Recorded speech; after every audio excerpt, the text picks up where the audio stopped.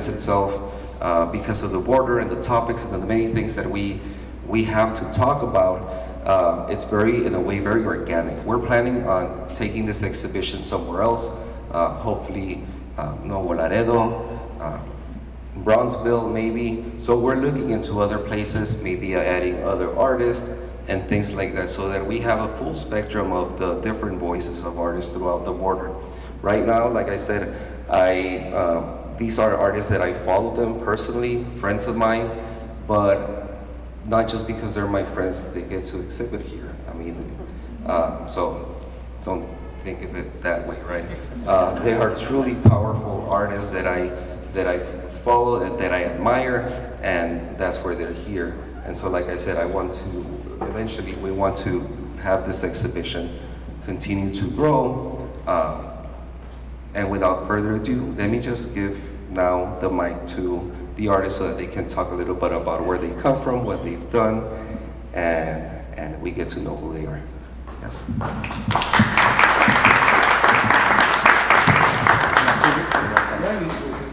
If I stand up, I'm gonna have to start singing. I don't think you want to hear that. So my name is Cande Aguilar, and I'm from Brownsville, Texas.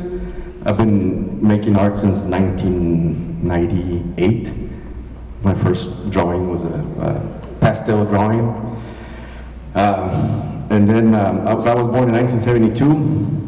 And in 1971, no, I'm not going to put you through my whole life story, but I'm very happy to be here. I mean, it's an honor for me to be, amongst these artists that I admire myself, and I'm happy to be, part of it as a second comer, because, and I appreciate it because, you guys already did a lot of the work already, right, to have the exhibition be as strong as it is.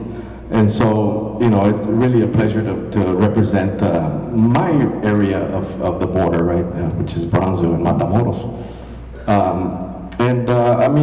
Again, just very grateful to be here. And if you guys have any questions, particularly about any other work, you can shoot me a question right now, or an email, or my cell number, or fax. No, but seriously, thank you so much. And my background is in conjunto music. That's how I started. My dad has been a musician all his life. He played with conjunto legend Gilberto Pérez sus compadres. My dad joined his conjunto in 1970, and I wasn't even born yet. So when I was born, my dad was in Chicago touring or something, and so I grew up with the conjunto music. I always equate that to art right now. I look back at it and I'm like, man, I was on stage with Gilberto Pérez. I was on stage with Tony La Rosa. I was on stage with Rubén Vela, Ramón Ayala, and it's like if, for example, it's like if I were to be painting right now next to Picasso or something like that, right? That's the equivalent of the power that I was able to the privilege to be around when I was a kid, right? And so that is something that is I'm so grateful to, right? For my dad and my padrino, right? That I was able to go in through that door, right? And conjunto for our region is very accessible. There's actually in Los Fresnos and in Brownsville, there's already a curriculum for teaching conjunto music. And so my second oldest daughter, she's actually in the conjunto class in Los Fresnos, Texas, and so she's playing the bass. She's playing the bass with the conjunto class, and so again, conjunto is if you play the accordion, you're like a rock star. You're like Eddie Van Halen or something like that. And so I play the accordion, but I'm far from being that cool, right? but again, conjunto music is definitely a doorway. They're their own individuals, and I just teach to the subject matter, but teach the truth of how history has given us, different things, so that they can think about it, make those choices for themselves. And I think that, like, if I was, I had the mind of an activist, I would have probably never considered Monet or Picasso, because they're a different onda, it's like, I can't, I can't stand with that, right?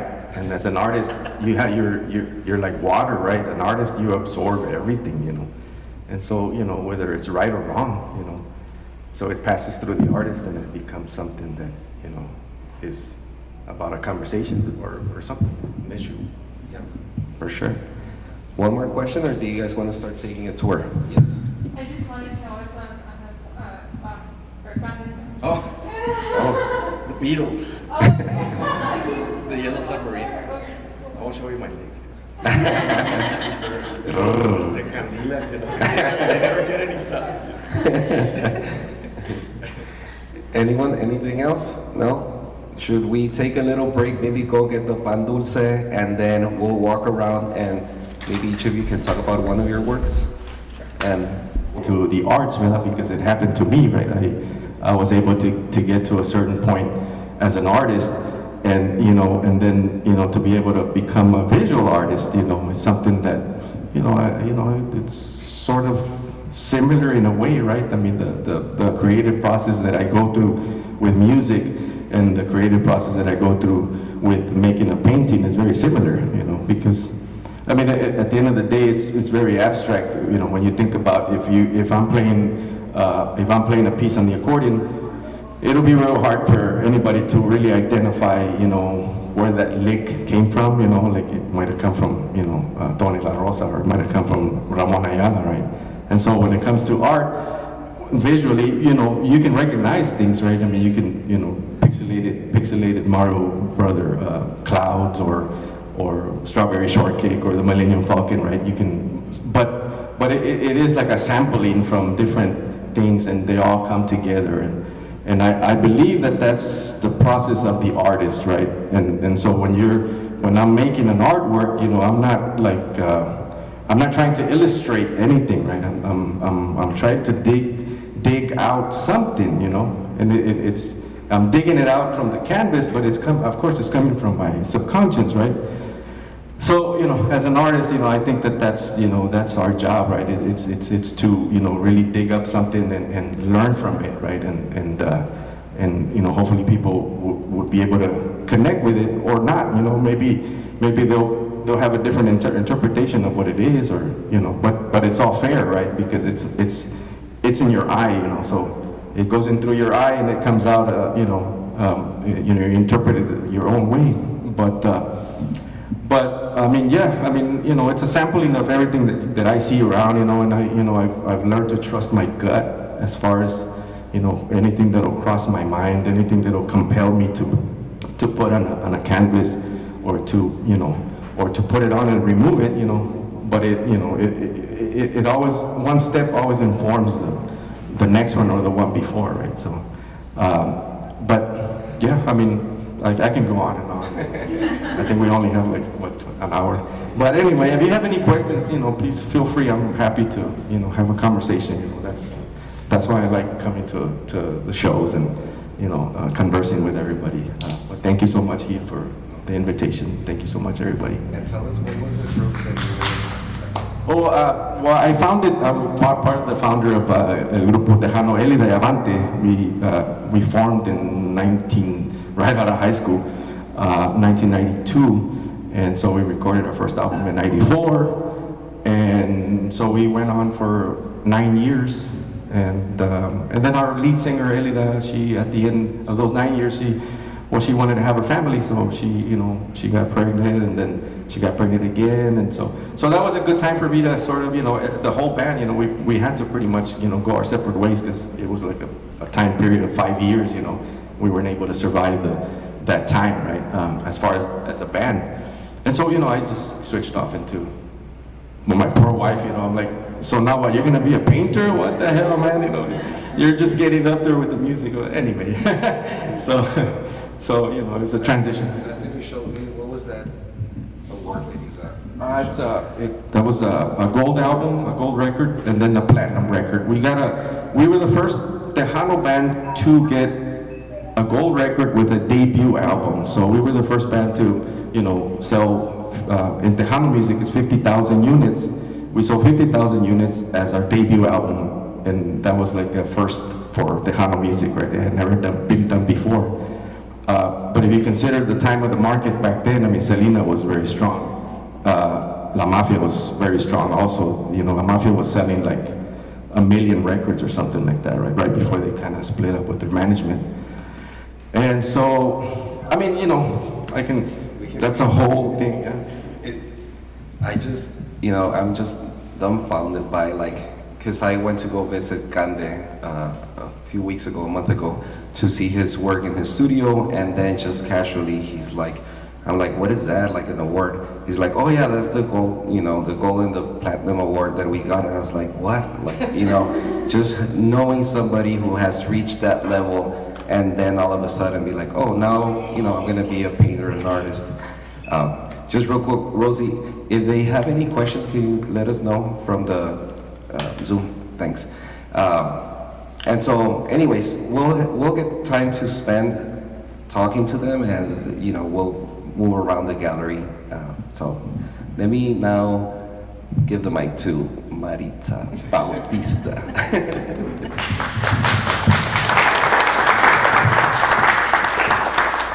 Hi everyone, my name is Maritza Bautista, and the reason why he keeps emphasizing that is because my name was misspelled twice on the postcard. And I'm kind of used to it because, well, I don't have to get into that. So I was born in Laredo in 1979, kind of following the format of Cande, and but I grew up in Houston. I'm an artist, educator, and cultural worker. And I guess what I want to share is that a lot of the work that I do is related to coming to Laredo, always returning to Laredo. As a kid, my parents grew up in Nuevo Laredo. So when they moved to Houston, visiting Laredo, Nuevo Laredo was like just part of our lives. So a lot of the work that I do is very personal, and a lot of nostalgia is attached to it, just because I remember as a child, like being in the car with my parents and them always constantly talking about exchanging money. Do we change money before? Well, they would say it in Spanish, you know, like, cambiamos los dólares antes de cruzar o nos esperamos ya que estemos en Nuevo Laredo. And, you know, that's just always something that I didn't understand as a kid, but it just always stuck to me. Growing up, because I grew up in Houston, I did grow up in a very diverse community, and I never really understood like anything about Latin America or Chicanos or anything like that. I don't think I ever heard the word Chicana or Chicano until I was like 16 or 17 years old, because I took like a special class in high school, and I never really identified with it because I grew up in Houston. I always identified more with the Tejano culture, so I do identify as a Tex-Mex pocha. When I moved to Laredo as a 20-year-old, even though I only spoke Spanish at home with my parents, English was always like the language that I would use. And it was very hard when I moved here because, of course, tengo el nopal en la frente, and people would, you know, call me gringa, you know, ¿crees que eres gringa? Or ¿por qué hablas así? And I didn't understand those things, but I always kind of had like that identity crisis, like not like soy de aquí or soy de allá or whatever, but just like not really understanding how I fit in, because Laredo was always, it's my home, was always my home, just from visiting every summer as a child. So I identified a lot with the culture here, but I didn't feel accepted when I moved here. So yeah, like I would say a lot of my work is nostalgia based. I'm not an activist, but I do consider my work to be political, because I do come from a working class family, and there are, you know, prominent issues that affect us in different ways based on where we are in the social economic status that exist. So those are things that are very important to me to address, just as an artist, as a person.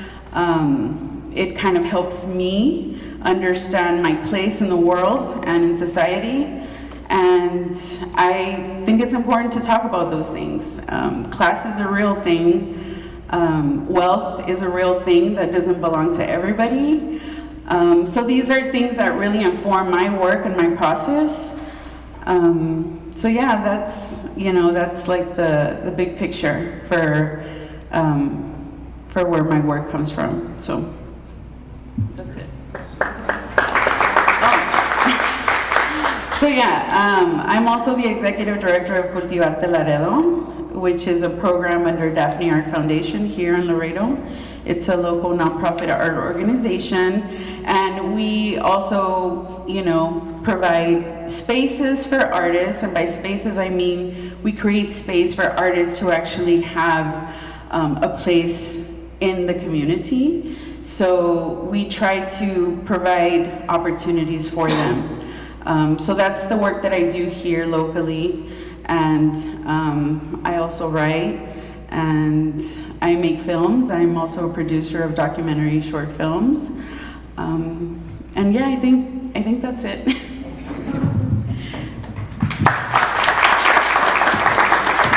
Here's Daniela. Thank you. So my name is Daniela Cavazos Madrigal. I was born in 1991, so I think I'm a baby here, right? Born here in Laredo. I think I also just got my start actually in Nuevo Laredo. I took oil painting classes for like maybe 6 or 7 years. I would go twice a week, every day across. And actually it's, I guess, interesting because I hated it. My mom would drag me, and then after a while, I really started loving it. So I think my start was really always with 2D, flat surfaces. And I think it was until I moved to San Antonio, like 8 years ago, for school, I kind of started really kind of discovering who I was as an artist, because I was exposed to more art, I'm really happy now that in Laredo there's a lot more things, but I feel like in the time when I was here, there was not really much exposure to see other art, So I feel that was kind of the shift for me when my work started to change, and I also feel that, of course, like Marisa was saying, I don't consider myself an activist, but I think some of my work is a little, I guess, political, and I feel like, Trump and all of that, when things started being very, negative light started shedding on the Hispanic community, is when I kind of felt compelled to kind of explore that. So I think a lot of my earlier work, I was very internal, about my experiences as a mother and things like that. And after that was going on, I was just more interested in stories and people, and just because I have a lot of friends who were undocumented dreamers, and so I kind of started interviewing them. And so a lot of all of these 2 pieces on the wall, they were just me interviewing these people and just kind of getting their immigration story, how they crossed or what happened. And so the text is things that they said to me. And a lot of stuff is heartbreaking to hear the things they go through. And I always like to say, that I'm kind of coming from a position of privilege, right? Because I have my citizenship and, kind of grew up always I never knew what it was, after listening to them and seeing how, especially all with the dreamers, how that can just, completely change someone's life. And I guess I took that for granted. So, yeah, and I think another important factor in my work is the material. And I would probably say that's kind of also where it begins for me, material. Because I'm a very visual person, and I think we all are, right? But I remember growing up, when I was, I guess, already a teenager, going to the Pacas. I don't know if anyone's familiar here downtown, we're very close to them.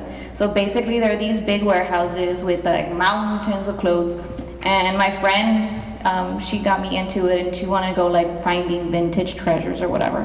But I was just very struck by like, okay, how did this clothes get here? Like, why is this all here? And they were selling it for pennies, right? By the pound. You would, 20 cents a pound. And I'm like, what?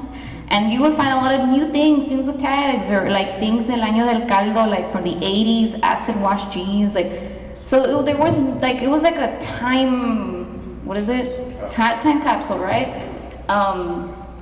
And so seeing those materials, and I kind of asked the owners, like, hey, like, how does this clothes get here? Where is it from? And they're like, okay, basically this stuff is coming from all the reject piles of the Goodwills, of all the thrift stores. And they're actually coming from like the dos Estados Unidos, like the north, and they trickle down their way into the borders, because I don't know if anyone's, I haven't really heard of pacas being other than here. Like I know I was here in Brownsville, yeah. So in the more like in the border towns, because they eventually make their way to Mexico, right? And so I'm like, wow, that's kind of sad. Like, I don't know, just to think about that. And to me, that was like a parallel maybe to like the immigrant, or like, someone that's like kind of rejected in society again. And they were like, I was like, what happens to this pile when even now that we're buying it for pennies, like, they're like, okay, after this, we burn it and we bury it. I'm like, oh my gosh, like, so I think my work can sometimes also, that there's like a sadness to it. I like to, I guess, give these other people that I interview, or the subjects of my, like the narratives that I work with, kind of a platform, so somebody else can, kind of be like me, be in the position of like, okay, just realize that how like privileged you are, and maybe your struggles, we all have struggles, but kind of like having that empathy to, not just be so selfish and look at yourself. And so, yeah, I do deal with that. I also like enjoy adding a little bit of humor, like he was saying, like, yeah, like I like memes, like whatever. So I think like there's also like a factor of that in my work. And I would say, I guess a little different avenue that I took for this show with the piece over there with the bras, which also I came here to the Pacas to source the material. That was, I guess, a response to Ni Una Más, Ni Una Menos, all the feminicidio happening, and that's just like, I guess, like issues like that, especially with women, really interest me. And I guess I never realized, but all of the people that I've interviewed, the dreamers, also have been women. So I think that's also kind of like a thread within my work. But again, like Candelo was saying, also, if you have any questions about my work or anything, we'll talk more about it. I don't want to take any more time. Thank you.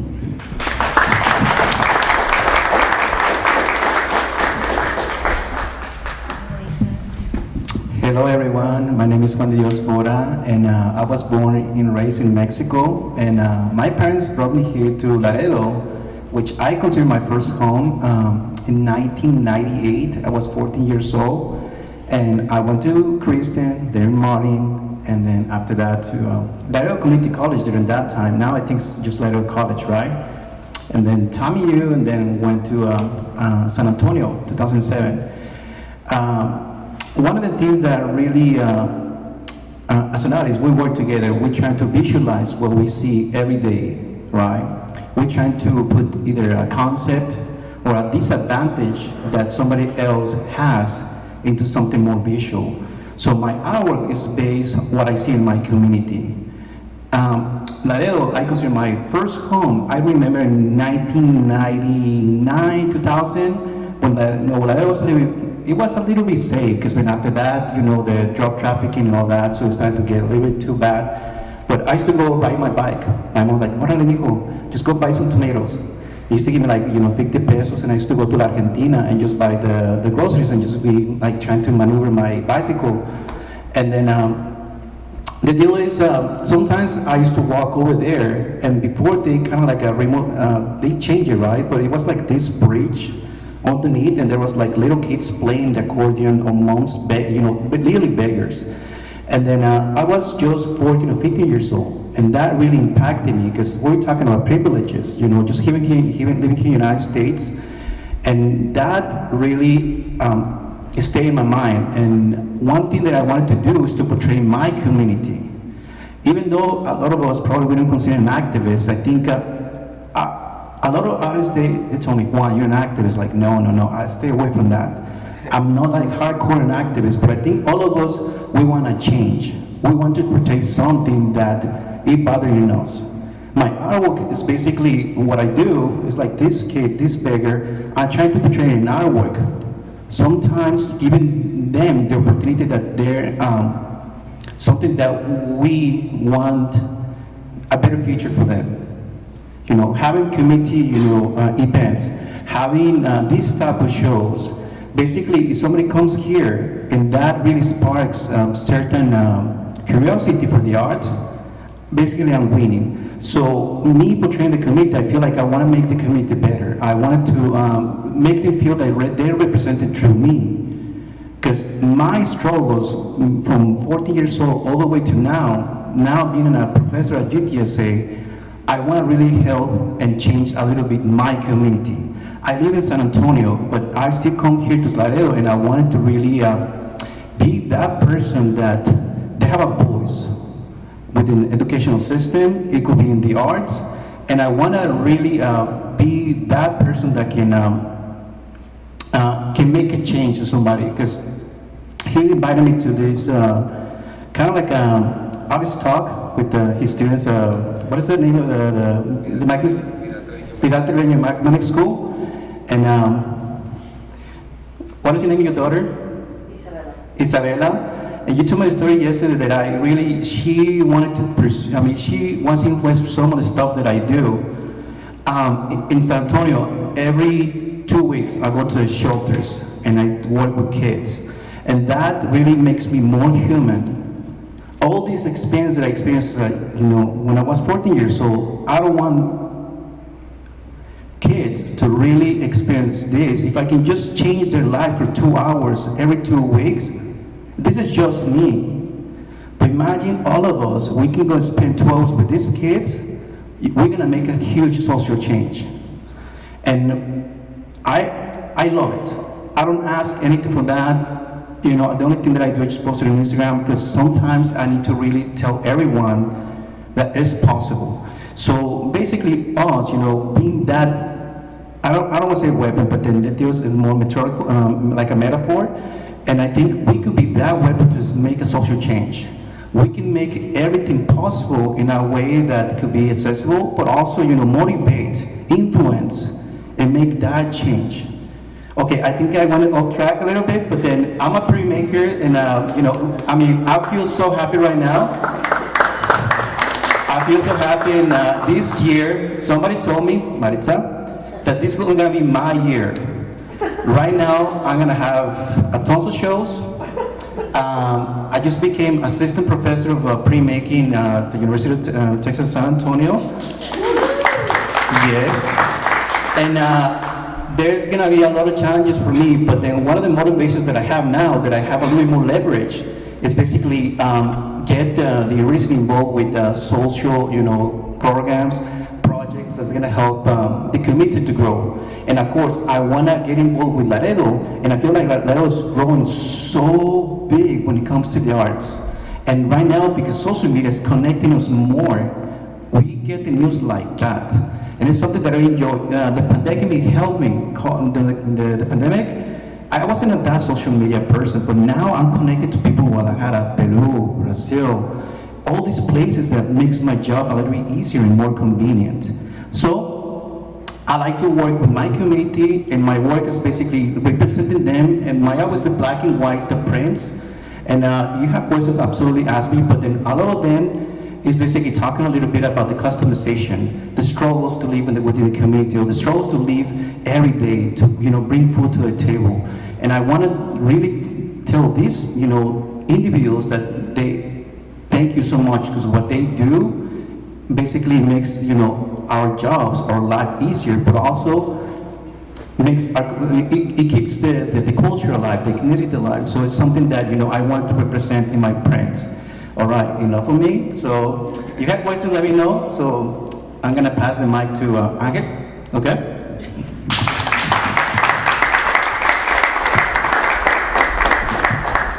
All right, I guess it's my turn. So my name is Angel Cabrales. I'm from El Paso. I grew up in Anthony, New Mexico, but went to school in El Paso. I was born in El Paso. I come from a pretty different background. My dad was an engineer at White Sands Missile Range. We used to joke around when he wouldn't understand something that, Dad, it's not rocket science, and he'd be like, well, that's why I don't understand. So I grew up with my dad showing us how to use tools growing up, where my older brother Joey and I used to make spaceships and buildings for our action figures and things like that. And my mom was a stay-at-home mom, but really active in the church and really active in politics, where she would take us with her to register people to vote. At one point, she ran for state representative in New Mexico, and she lost by 10 votes. But she was always very, very active. And my mom was very much central to the way that I make my artwork. Well, my dad too. I'm kind of this amalgamation of the two of them, where I get a lot of the technical engineering side from my dad, but what I'm really trying to say with it from my mom. Growing up, my mom would always teach us a saying that was kind of core to everything that we did, which was, no busques, pero no te dejes. And that's the way we always were. So it's like, we don't want to look for trouble, but it's going to find us, and when it finds us, we can't back down. And so, as an artist, originally when I started in undergrad, it was always very introspective, pretty much trying to find out who I was. But as I was making artwork and I'm creating these alternate realities of these worlds in my artwork, I started realizing the world that I'm living in itself is making such an impact on myself, on my community, on people around me, that I have to use it to say something and create dialogue, because I really think I think the sole purpose of artwork is create dialogue. And I think a big important part is to talk about things that normally people don't want to talk about. They want to avoid it. So I wanted to use my artwork to draw a person in and really start talking about things they don't want to. And that's why I use things that will grab you nostalgically, or things you can identify with, or it's playful, and I want to pull you in. And then from there, it's like, oh, hey, let's talk about border issues, or did you know you're losing these civil rights? Things like that. It's like big old switcheroo, right? So I think that's a really important thing, and I really attribute that to my parents. Like I said, I grew up in Anthony, New Mexico. We grew up on this three-acre plot of land, and we were the only house on the street. And across from us was one year would be jalapenos, the next would be onions or alfalfa or whatever. And my mom she was like, you're gonna learn to, appreciate what you have. So at one point she woke up my brothers and I, and we had to go pick onions with the field workers. And I gotta say, that was the most grueling work I've ever done at 10 years old. I was like, okay, I never want to do this. But she was telling me, she's like, but this is the work they're doing, and you have to appreciate what they do it for, and why you're getting this. And we would help people, migrants that would come over. We had a little cuartito that my dad and my mom set up, and it had a little refrigerator and a little TV and a bed. And when they would come through, my parents would let them stay for a week, give them some work, and then pack some burritos for them, and they would move on. And my mom would invite them to dinner, and we would learn their story. So it was always about, learning that, it's not just them coming over and wanting to take jobs, right? They have a life. They're trying to provide for their family, and everything that they're doing is to better themselves and their family. And so that was really, really important, that my parents wanted us to learn. And when I look at El Paso and the way that it's changed, that really made an impact within my own work. Because I grew up well, I was born in the 70s, like you. But honestly, I don't remember any of the 70s. Star Wars? Well, no, I cracked my skull open in Mexico City when I was 7, and everything before that just kind of got wiped out. So really, I remember the 80s.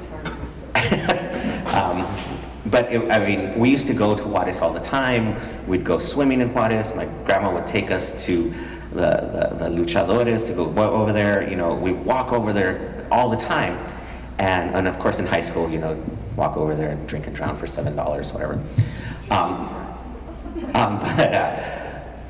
I now teach, I'm the sculpture professor at UTEP, and I talk to my students all the time, and I have students that have lived in El Paso their whole life, and they've never been to Juarez.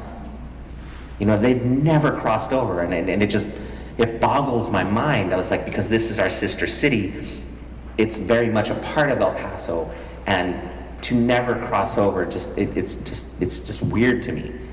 But they grew up with this fear that, oh, you know, there's going to be shootings, and I'm like, it's like, dude, you live in El Paso. Do you ever hear any shootings? No, you don't hear any shootings. I go, because honestly, it's a little deeper in Juarez, but you know, just don't go that deep. You know, just stay along the border area. You'll be okay. You know, and I'll joke with them. It's like, it's kind of like in the movies, you know, when you're walking down the street and you hear the scary music, you don't go down that alley. It's like, you gotta be smart about these things. But even despite having the wall and changes that have happened, there is still very much a community between our sister cities. And some of my best students come from Juarez, and I'm always in awe of them.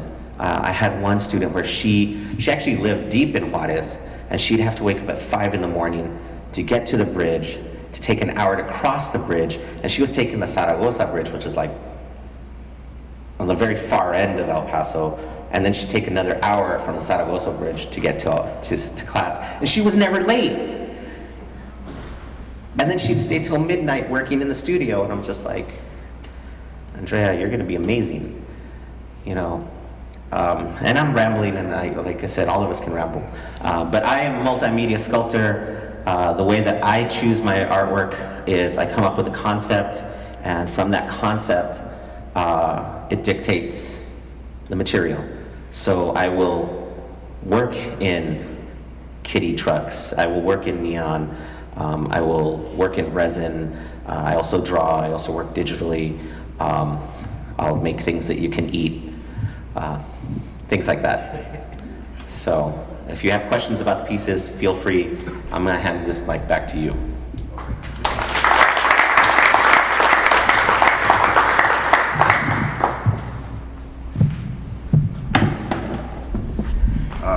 Well, I guess I'm just going to touch on a few things of growing up. I mean, like Daniela said, like feeling privileged to get an education, to be able to wake up, you know, in a safe environment and have the things that we've had, you know, knowing that our parents or our grandparents, you know, it hasn't been easy for them.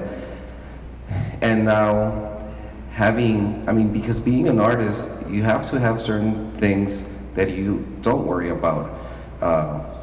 Stability in life, you know, in order, like, you don't have to make stuff to sell. And so we're at the point where we can definitely express ourselves, even if the work doesn't sell. We have our jobs and we have these other things that we do to survive. But just being in this position, I think, I feel that we have a sense of responsibility to express what our parents, great parents have been through, and to make it easier for the next generation. Working here at the center, I've been here, you know, I've seen the center transform in many ways, and I'm just so glad that we have the opportunity to be sitting here with this great show, because I remember when I was growing up in high school, I mean, like Daniela said, there weren't that many opportunities to see work, and I would go to the bank, like I've told Melissa, I would go to the bank to go see the prints. You know, that was my museum. I mean, and that didn't stop me from pursuing what I wanted. I wasn't aware of all these media, and of course I would never have the access to programs to do like editing movies and things like that. And so having access to those things, having access to exhibitions which give you a different perspective, that art is not just painting and drawing, but it's, you know, installations, sculptures, this and that. I see Alex, one of our young assistants here, and you know, just working back and forth, the excitement that I see in him. I mean, I wish that at the time when I was his age that we would already have this. But now I feel a sense of responsibility of bringing a group of artists like ourselves so that we can, you know, can you imagine how it's hopefully everything continues smoothly, but in the next 25 years, Laredo hasn't been that big in impacting the art world.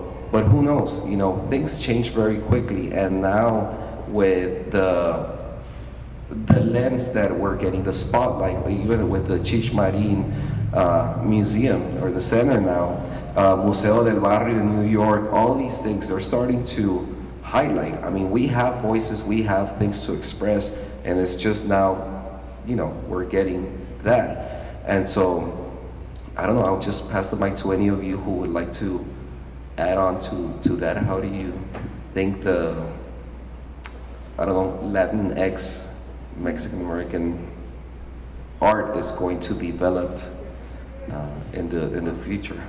I think it's like a piece of the puzzle that is just kind of, you know, missing, and it just goes there, right? The piece of the puzzle of the border, right, for contemporary art, we're kind of like in the act of placing it, right, and making it, como te digo, solid, ¿verdad? It's a solid placement, man. You know, everybody here, I feel like, you know, I have 1, 2, 3, 4, 5 fingers in my hand right here. You know, these guys are tapping into things that I thought about, and then each one of them individually is actually creating, you know, things that, you know, that are very related to us here on the border, right? And so, you know, and it's not only raza, painters or artists, you know, there are some, you know, African American and some Anglo artists that are from the border also, right, that will actually eventually, you know, be featured, you know, in shows and stuff like that. It's not only raza mexicana or Mexican Americans. But anyway, I feel, it feels cool to hear them talk, because I'm like, man, you know, that, oh, I remember that, I remember that, I remember that, I know what you're talking about, whatever, right? So, but yeah, the Latinx thing, I mean, I guess that's a thing that is gonna eventually, you know, again, you know, like the piece of the puzzle that it's just gonna be placed in, you know, because I mean, Mexican Americans are, you know, like in New York, if you go to New York, there, you know, you have more of the Puerto Ricans or the Cubans, and you know, that's what art rules. That's the art that rules in New York as far as Latin American art, right? And so I think that eventually we can, you know, break through there. You know, I was fortunate enough to have a show over there, and it was well attended, and it was collected by, you know, some of the collectors from the New York area, which is amazing, because they're not Mexican Americans, you know, they're Jewish people or whatever, Anglo people from different backgrounds, right? And so I think that, you know, it's just a matter of time where it just kind of falls in place, right? And it's because we have that privilege, right? That, you know, our parents, you know, I mean, I remember my dad telling me that they lived under cardboard boxes when they were kids, you know? And so my grandmother's 100 years old right now. And so, you know, my grandfather was a violin player, so, and then his father was like a chef or something like that. So the creativity, you know, in the family, you know, is budding. You know, I feel like I want to take that credit, and that it's you know, it's like a rose that is budding, you know, and that is actually, you know, giving, you know, art life and contribution. And so you know, it definitely, you know, very grateful to, you know, our families. I know that, you know, everybody feels that way, of course, you know, and we're in the big, I mean, you know, that we have Cesar Martinez, we have, you know, all these other artists that have come before us, but it seems like now there's younger artists and and more contemporary ideas, and you know, it's again, it's kind of fusing. It's like this piece of puzzle. I keep repeating that, but it's that piece of puzzle that is coming together, and we're that, you know, right now, and you know, now I see a lot of the younger artists also that, man, it's like, wow, these kids are talented, man. I mean, they're, you know, they can, you know, they can really, you know, hold their own, you know, and so it's just something that's going to continue, and it's already going in the right direction. And you know, with the Laredo Cultural Arts Center here, you know, I'm very proud and very happy to be exhibiting here, because, you know, as I was telling Melissa and Pedro, that the continuity and the quality of the shows that you all are having, you know, it feels cool, it feels good to be able to be part of that, right? Because, I mean, you know, you all are having good shows, one right after another, and if you keep that momentum up, you know, it's a no-brainer for everybody to pay attention to what's going on here, right? And so, you know, it's just a matter of time where, you know, you all are going to be in the New York Times, or, you know, the LA Times or whatever, right? And some attention, right, from the art world, right? And you know, and everybody's welcome, you know, like you said in your curatorial statement. You know, I loved it, because, you know, you made it to where this is what's going on here, but you were very gentle in saying what you said, right? And very welcoming to everybody to come in and have that dialogue with us, to talk about the art, and to talk about what everybody is talking about in their work, right? And it's a very powerful show, you know, and it is a weapon of hope, you know, it really is, yeah. Thank you. I want to add, just thinking about, you know I grew up in Houston, but I've lived in Laredo the majority of my life. And thinking of the privilege that I do have, and just thinking of like young people today and how they are very talented, and, you know, just having access to technology and social media is like a whole different thing, because I was also born in the 70s. So I didn't grow up with the internet, you know, and you know, the reality is like that my parents come from Mexico. They, you know, we wouldn't discuss a lot of issues at home, you know, like very repressed, very like, you know, a lot of things you just do not bring out to, you know, in the open. So to be able to provide a space like this with these really deep issues like that affect us all, you know, even if it's not affecting us personally, like it's probably affecting somebody that you know, like just giving people the opportunity, like Angel said, like art has a power to create that dialogue. The fact that we're bringing this type of art, or we're giving the community access to art like this, is extremely powerful, because we, you know, we are from the border. And like thinking not just like Mexican Americans, or, you know, however people identify Latinx, we are very underrepresented as border people, because it's such a unique culture, that, you know, you never know, like really, like, who am I? Like I was talking about earlier, like that identity crisis that you don't always understand. So there's so much power in just bringing art, bringing a space where you can talk about art, to make it accessible, because it doesn't exist. And I feel like this is, if we're already doing it now, I feel like that's the only direction we can go in. You know, we have to keep moving forward, and we have to keep creating opportunities, because these are things that we always have to bring to the forefront, so people can feel like they can talk about these things and express themselves however, you know, they need to be able to heal, or, you know, however you want to, you know, say that. Because I do find a lot of healing in this, especially because I didn't have the opportunity to be so open about a lot of these things that are happening.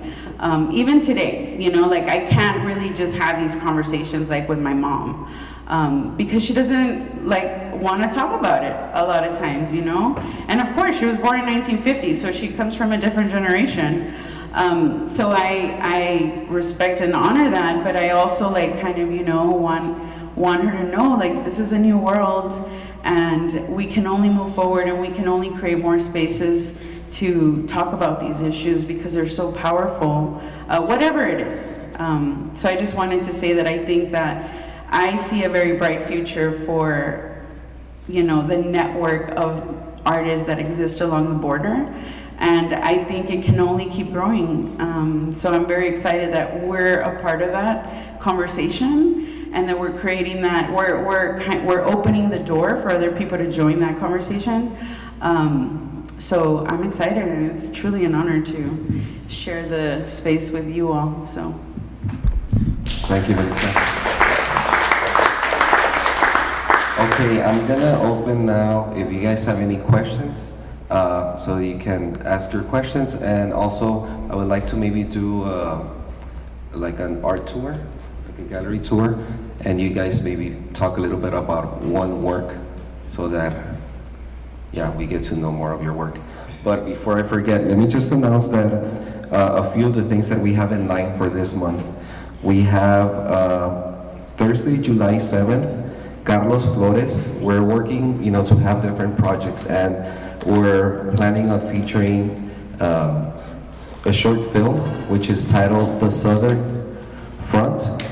Thursday, July 7th at 7:30. It starts, and the showing is going to be at 8:15. So next Thursday, yes.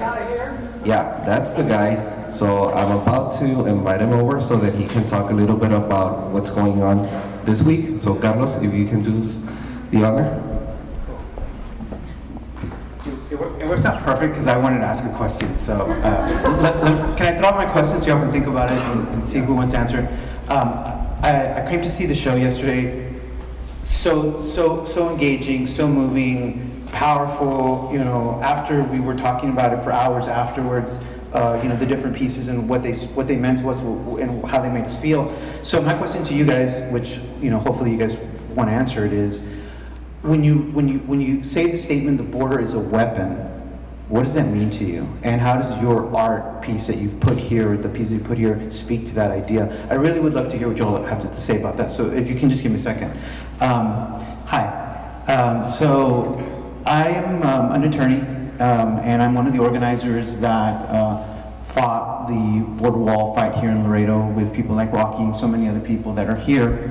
And I guess just out of necessity, you know, I felt that the story of what we were doing needed to be documented. And you know, again, I'm an attorney, I'm not a filmmaker, but I had always wanted to be a filmmaker, and so I just said, you know what, I'm just going to make a movie about what we're doing. And so the film that we're going to be showing here on Thursday night is titled The Southern Front, and it has shown and been selected by 5 different film festivals so far. One of them is Cine Festival in San Antonio, so it's going to be showing on Sunday, July 10th in San Antonio at the Guadalupe Cultural Center. And it also won a 3rd place prize in the World Fest Film Festival in Houston, which is one of the largest independent film festivals in the country. So that's actually a pretty prestigious thing for us, not being filmmakers and just doing this out of necessity. But I think the reason that the movie has done well is precisely not because we're good filmmakers, but because the story is so compelling. And I think it goes to this idea of the border as a weapon, and our community, you know, for I don't know, hundreds of years probably, immigrants coming from Mexico and Latin America, you know, came to the border and had a struggle. But for most people that lived at the border, in my experience, it didn't really resonate with them because that wasn't their story. But when the federal government decided to come here and build a border wall in Laredo, Texas, it immediately became our story. And so this film tracks that response. So anyway, thank you.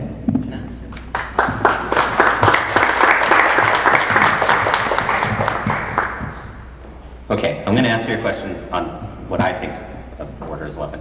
So, like I said, I grew up in El Paso. My grandfather himself was from Mexico. He was actually Raramuri, which is Tarahumara, came down from mountains, crossed the border illegally, worked to save up enough money, went back to Mexico, and then paid to come back in legally. But it's kind of funny. And funny enough, I didn't even know he was Tarahumara until 12 years after he passed away. But a big part of the artwork that I make is talking about how our borders have been weaponized. You see them on TV and people talking about our way of life without ever actually knowing what our way of life is. I've run into people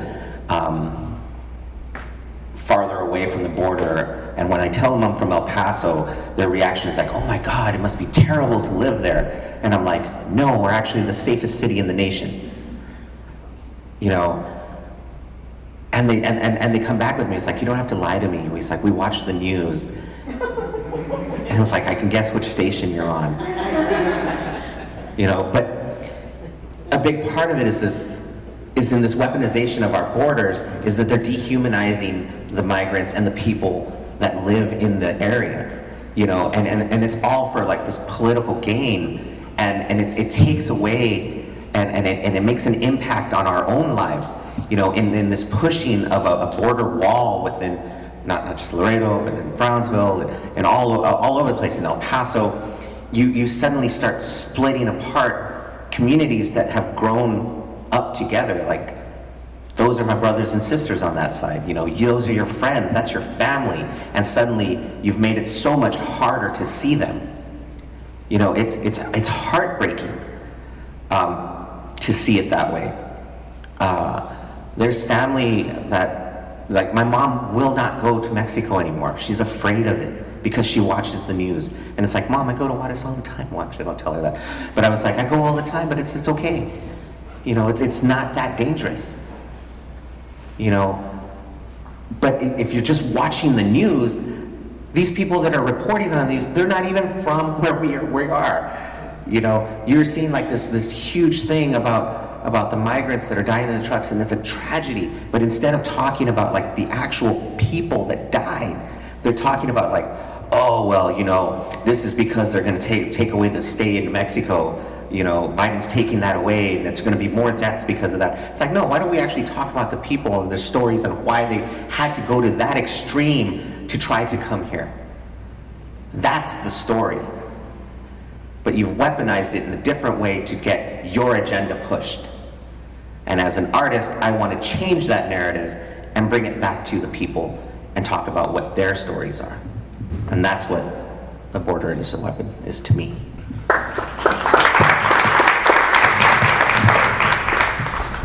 So, to me, and I just had this conversation earlier today, I don't know if you guys have ever seen that "Come and Take It," the sign, right?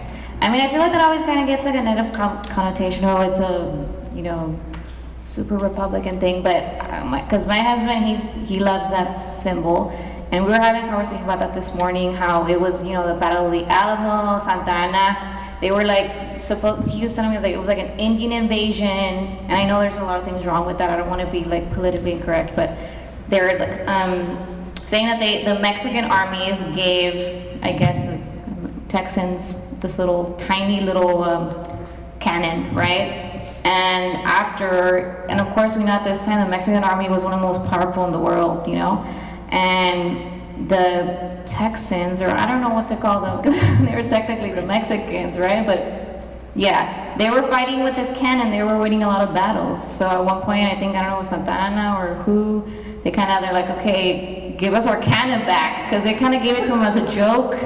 And now they're like, you know, come and take it. And I feel that's kind of, I guess, a parallel to this. I feel like our job as artists, because we're not just an artist, like we're also like people in society, that our job is to kind of push back against these walls, you know, literal or mental or real or whatever. With our work, I feel like all of the artists here, that we're all questioning something, we're all pushing against something. And I think that's like what I feel. It's like, all right, you don't want to come and put a wall here, well, come and take it, or come and put it. I don't know, like, we're gonna push back against this, and we're going to, you know, have our voices heard. So I think they should be afraid. I feel like with this kind of work, because it's like our voice is like our weapon. So that's how I feel about that.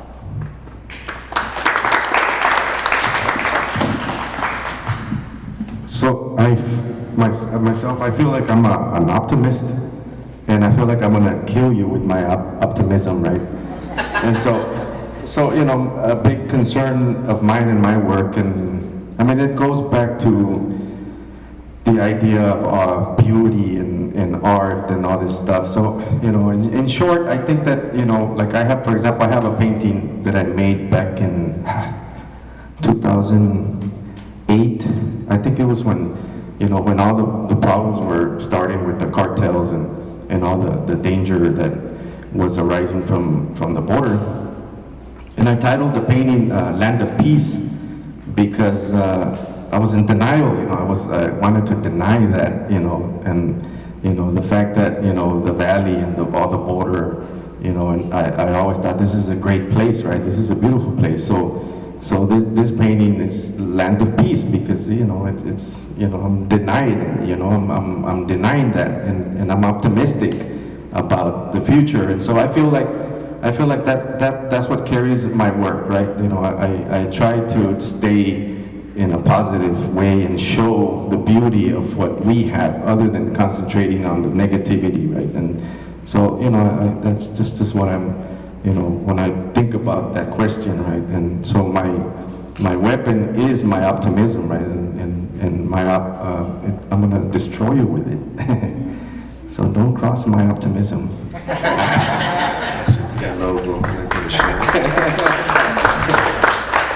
Okay, anyone else?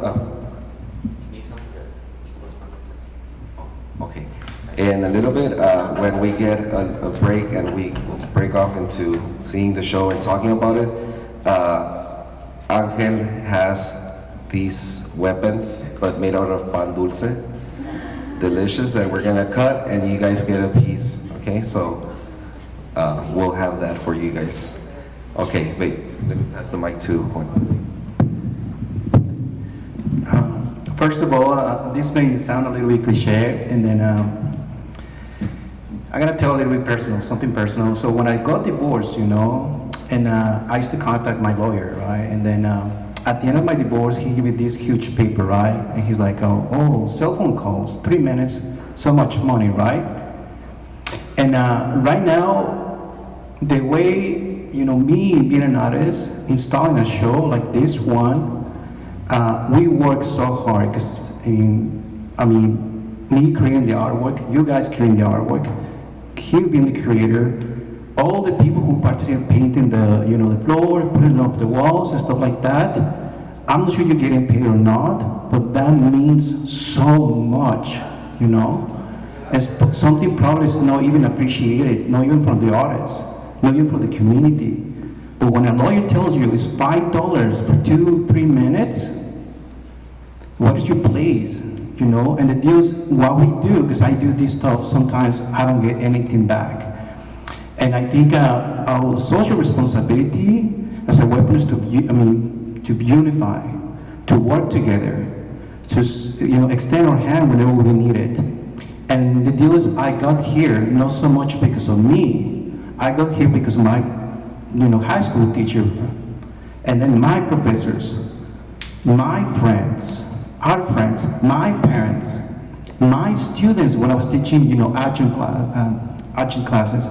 The deal is, my responsibility is to basically work hard, of course. But the deal is, my art can speak volumes without even saying something. And I think our responsibility is really push harder. Me coming here just as an immigrant, with no dreams, no language. I started to speak English in 2007 when I actually went to UTSA in 2007. My main goal for me during that time is to work in a restaurant. Basically, my dad, he wanted to own some apartments. That was my dream. Laredo Center for the Arts, Laredo Community College, and during that time, Tommy Yu really helped me to know that there's a chance for me to make a living in the arts. 2-3 years ago, before the pandemic, I got to the Smithsonian. I wasn't expecting that. That elevated me to a different status.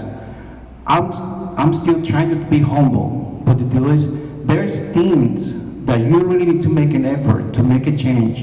And I feel the art can say a lot. I can be treated as a weapon because me being collected by museums, being in this place right here, that means somebody can see something that I created in a different type of a visual language that somebody's gonna appreciate, or somebody's gonna actually give a different meaning. But the artwork is subjective. We have to love it. And sometimes we have to really appreciate what you do. Just come here, your time, I really appreciate it. And we can be a weapon by just spreading the word and supporting. So just by following us on Instagram, see what we do. This is actually a true statement, I think this comes from Grabador 1976, this famous printmaker in Mexico. That gives energy. It does. And I don't care, I just have like 1,500, like, who cares, But I'm not talking about somebody else over here, and the deal is, every time somebody put a like, when I'm in the studio, that really motivates me. And I just get like 50 likes. You're speaking to somebody and nobody out there in social media. But I'm talking about that type of motivation that allows us to grow better. All of us can be a weapon, but we can actually, apply in a different form. It doesn't have to be something visual or go to protest, anything like that. Supporting your friends, supporting the organizations. And I think we had that social responsibility sometimes because, like I said, my high school teacher, he was a great influence to me and he just passed away a month ago. Mr. Herrera, Onésimo Herrera. And he was that great example. And now I can see that here with the students, We are a weapon. It depends how we utilize ourselves into society. And we have to have, that energy. And thank you so much, all of the organizers, for actually, spending that time. And I was helping them, and it was fun.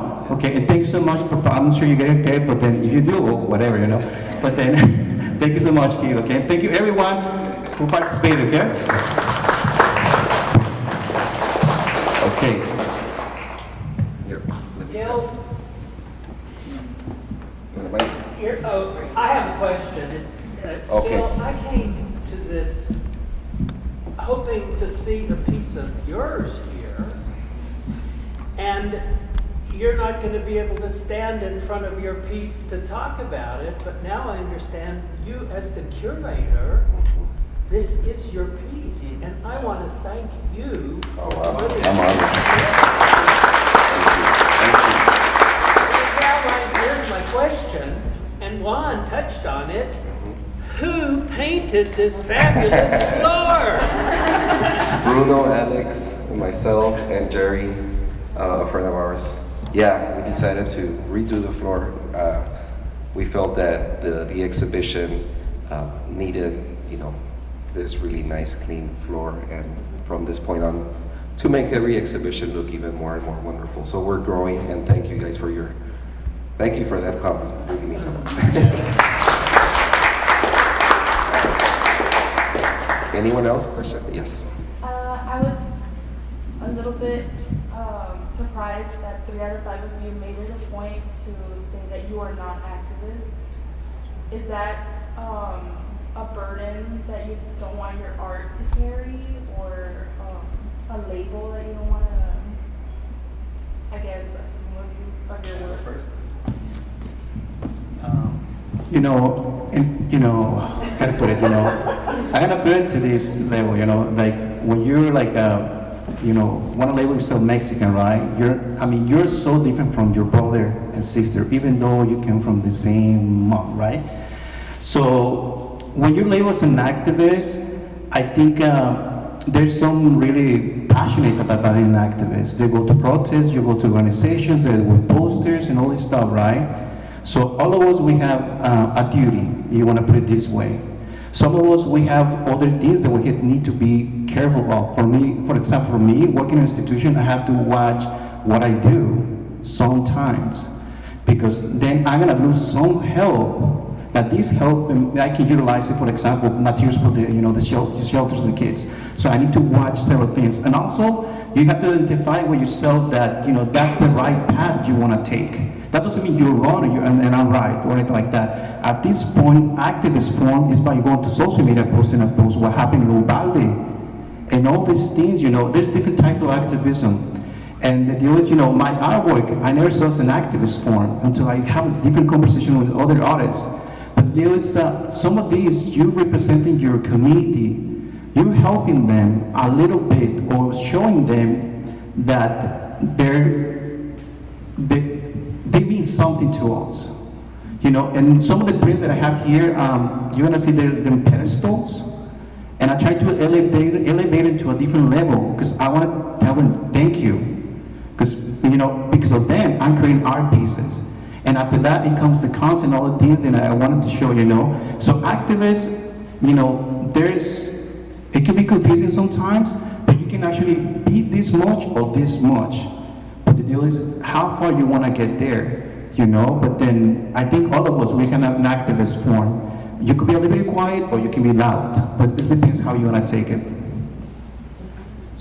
Yeah, I feel, I guess, similar, and also just because, let's be real, for me, my 2 kids, job, all of that, I just almost feel like I don't want to be like a poser, sellout. I'm an activist. I don't really go to protests. I feel like I'm there in spirit. I support all that, but to be real in real life and it's time that I don't have to be. So that's how I try to, my activism, like I said, through my work, but I just feel weird giving myself that title. Maybe it is, maybe it's not, but at least that's why I said that. Agreeing with Marisa. You're the first one that started it. Yes, and I will say, I do not identify as an activist. I've been very fortunate in my life. When I lived in Chicago, I moved to Chicago to go to grad school. I worked with an amazing organization called Inside Arts, and it was a social justice-based art organization, but we did a lot of work with the labor movement, racial justice movement. We did a lot of, as artists, we supported the movements, but we were not activists. I do not identify as an activist for the same reason I'm not out. I have participated in protests, and I love to, but I am not the person that's going to, to the government and demanding change. And to me, that's an activist. Someone who's really on the front lines and really getting arrested, to make sure that things are changing. To me, I've been very fortunate because I've worked with a lot of activists, and I have a lot of respect for that work.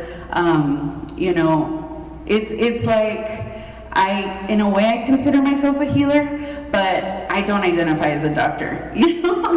I don't have that credential, I don't have that background, but I know that there's a lot of power in words, I know there's a lot of power in visuals, and that's how I like to contribute to the movement. When I really do believe in something, I will speak up about it, but I don't think that's my job. I think my job is to be an artist and to use my voice as an artist to contribute, to make change happen. So I have a lot of respect for activists. That's why I always say I do not identify as an activist, because I think it's important to make that distinction.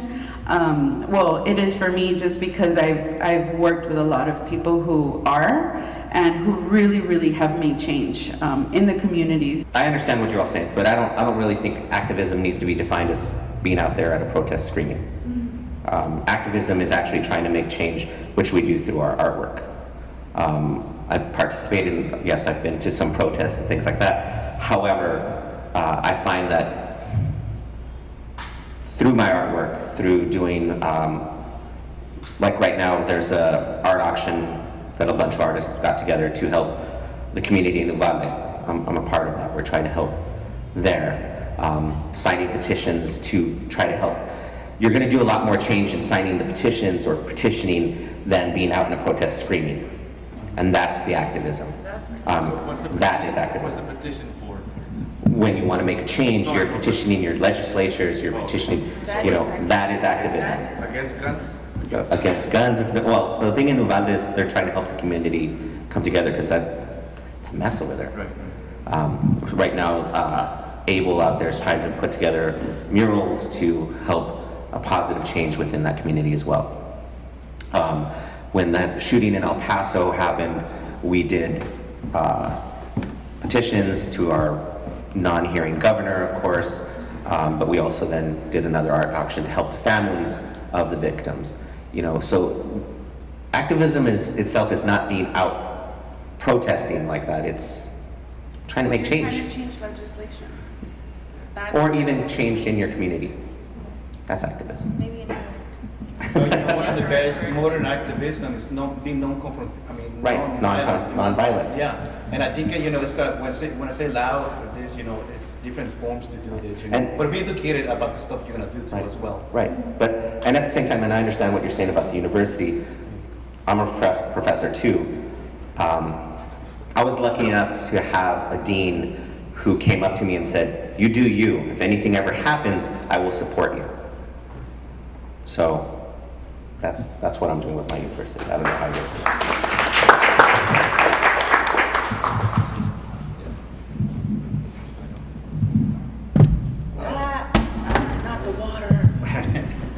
So, and I don't feel like I'm like activist because I'm not courageous. I'm not a courageous person. You know, it's like the distinction between a photographer.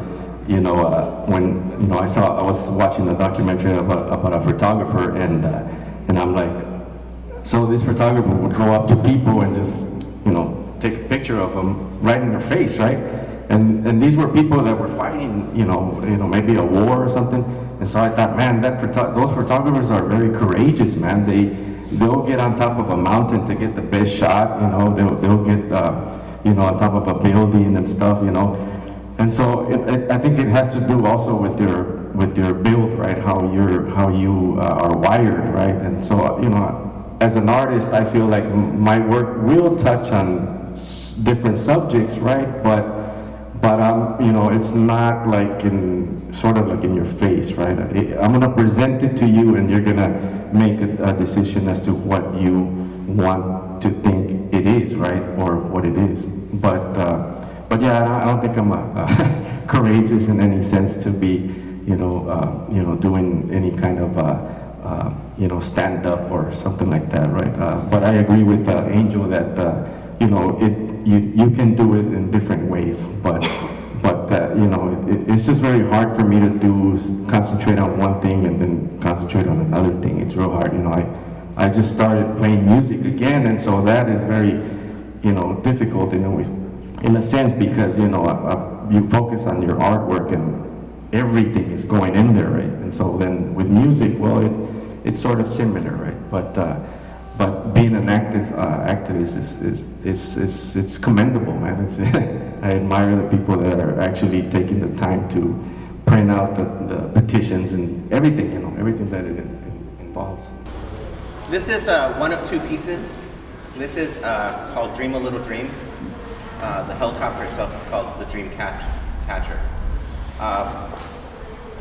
The piece itself is about dreamers.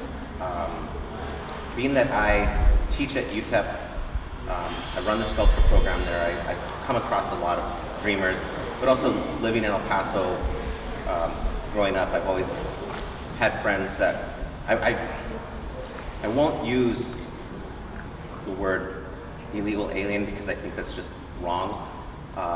They just they weren't fortunate enough to be born on this side of the border is really what it is, because where we are and all of that it's a matter of circumstance. And I was fortunate enough to have my grandfather to have come over legally and root my family into the U.S.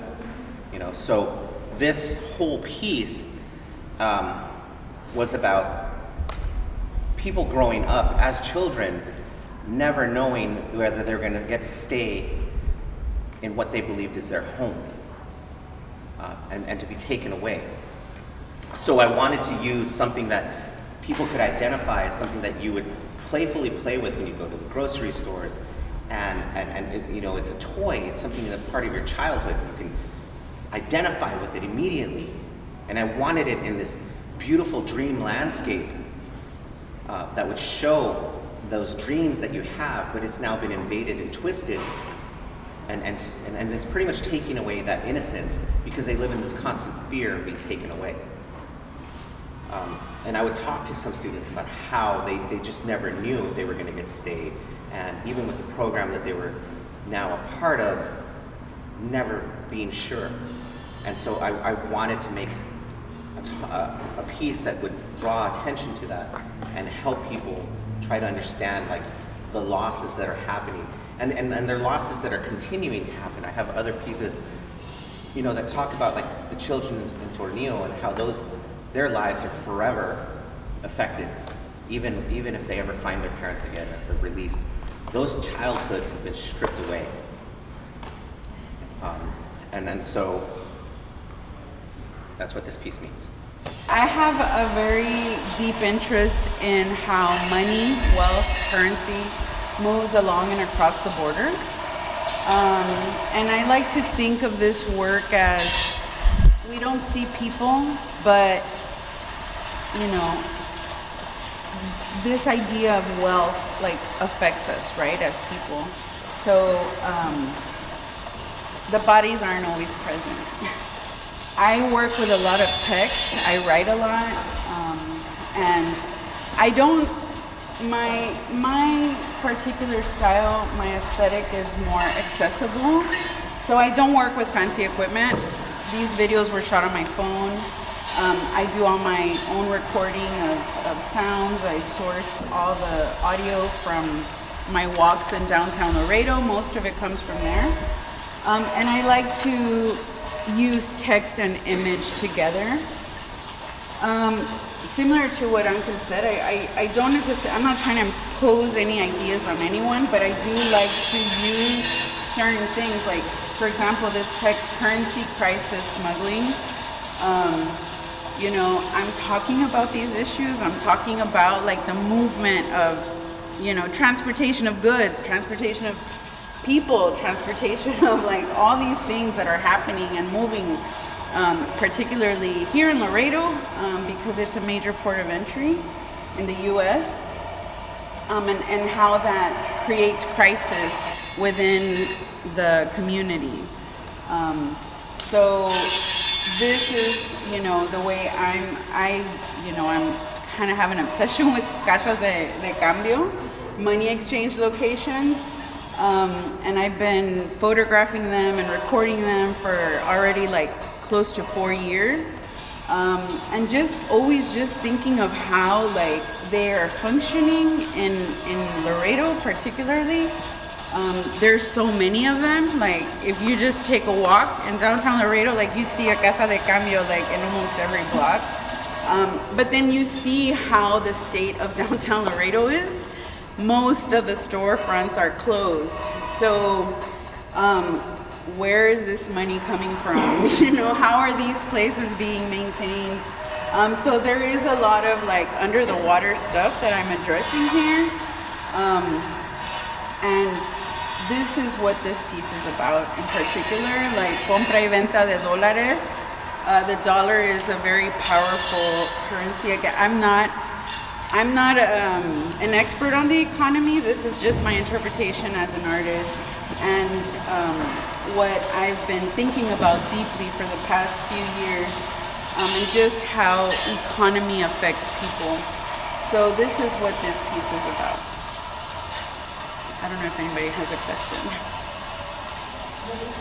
Is there a parallel financial structure on the other side? On the other side of the border? Yeah. I mean, again, I'm not an expert in the economy, but yes, I do think that all of this is interconnected and Casa de cambio, so that you could make that piece. This is the Laredo and that's. Oh yes, I actually do have an ongoing series of Nuevo Laredo Casas de Cambio, but I haven't made anything with them yet. Just because I feel like it's more of a personal thing for Nuevo Laredo. You know, I do cross the border. I do go across a lot, but I'm more interested in how things function in the U.S. right now, or at least that's how I'm processing the work. But it's definitely there. Like, it's something that I've been looking at and thinking about, and how the dollar affects the economy on both sides of the border. Do you have a research process? Are you talking to people at Casa de Cambios? Are you talking to economists? Or like, what's your own process for figuring it out? Yeah, no, I do not speak to any like experts. I read a lot, so I do research, but it's mainly based on what's been happening in the U.S. since NAFTA happened. In 1994, when NAFTA happened, like, everything changed. So that's something that deeply informs my work. I don't necessarily speak to people. I like to pick up receipts and kind of look at how much money is being exchanged, like, of receipts that I do find. And just that curiosity that I have, like, just wondering. But I don't like to interfere. If I'm not gonna build a deep relationship with somebody, I normally don't talk to them. I also work in documentary film, so I do like to build rapport with the people that I'm working with. And in this case, I feel like it's more that front. The front of the Casa de Cambio, I mean, as I perceive it to be. So I'm not really talking to the people. I'm just kind of absorbing what I'm seeing and kind of interpreting that through the words that I write and the text that I put together. And just like thinking of the train, thinking of transportation in general, like what is bringing the goods back and forth, the train, the airplanes, what's happening in the water. Like, these are things that deeply inform like what I'm thinking about. So definitely, like, I would say a lot of this is personal introspection, where that's coming from. The things I carried was actually my title piece for a solo show I had at Blue Star for residency there, like 2017, a long time ago. So this one was, I interviewed, her name is Victoria, and I met her through a mutual friend, and I got her immigration story. And usually how I begin, I think I didn't talk about this up there, but something that also is something I'm interested in is language and the loss of translation and just being a bilingual speaker, how things are, how we all kind of are understanding things like bilingual. We read text. So typically when I interview these people, I ask them to write their story. I mean, and I'm like, you can use in whatever language, because a lot of the dreamers that I'm interviewing are bilingual. So she wrote her story in English, and I was like, tell me as little or as much as you want.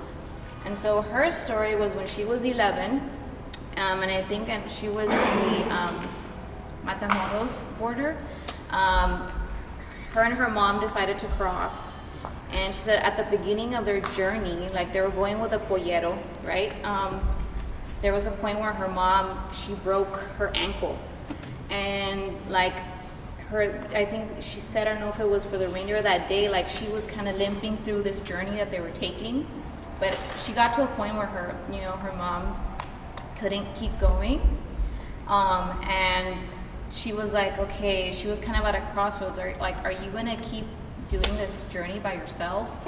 Or are you gonna go back to Mexico with your mom, like quit the journey? And she decided, she said in her mind, one of the thoughts she has, like, okay, like, am I gonna stay here to kind of like die, or be left alone? She was like 11 years old. She was like, barely like teenager, not a fully formed, like at all, not even like nowhere near an adult. She was still a child, and she decided to stay. And what she was writing was some of her thoughts, was like how she said, like, she contemplated like her, like, what if I get like raped or something by the men here, the polleras, like. So thankfully, like in the end of her story, she says like now she lives in she's in Nevada and she's like thriving, right? Like she had a good story, but she was so brave to be taking this journey on her own without her parents, and she was gonna meet family where she is now, but like even just to think of that, like I'm like trying to put myself in her position at that age.